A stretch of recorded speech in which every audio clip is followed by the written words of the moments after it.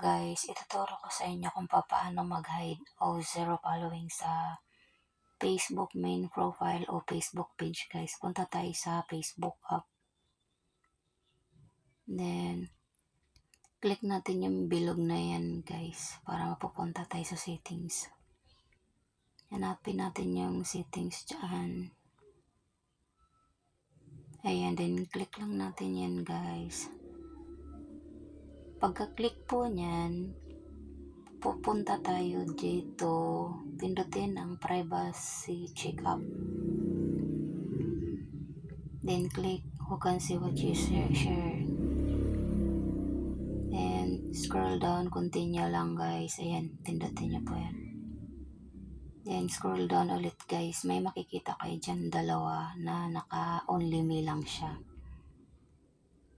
Ayan, yung sa baba, ayan yung ano guys, naka-only me yan siya. Kaya naka-zero following ako. Yung isa naman sa taas, sa mga friend ko yan guys sa Facebook ko lang nakakita. Pindutin lang natin yung sa baba guys.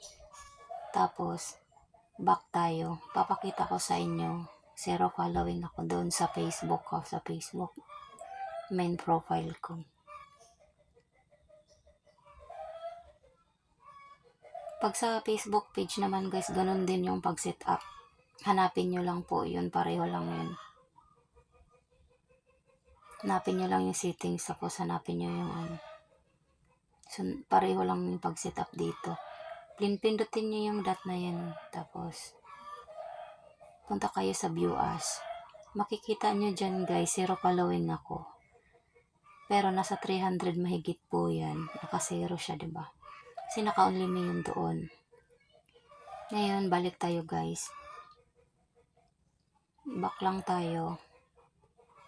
Magpa-public tayo guys para makikita nyo na marami talaga akong pinapalo din. Yung iba kasi sabihin din nagpapalo back. Yan, naka-hide lang po kasi. Punta tayo settings ulit. Settings guys. Then, punta tayo sa privacy check up. Magpa-public tayo guys. Punta tayo ulit dyan. Who can see what you share. Yan lang din yung hanapin nyo pag sa page guys. Continue. Yan. Tapos, scroll down. Yung pinakababa guys. Click natin yung parang arrow guys para ililipat natin. Pa-public. Ayan, naka-only me yan. I-click natin yung public. Ayan. Pa-public. Ayan, pa-public natin yan. Naka-public na. Next lang natin guys.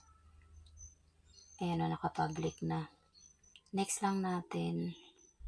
Hanggang mag-set up siya. Ayan, public na din. Ayan, next. Naka-next na siya. Ayan. You're all set.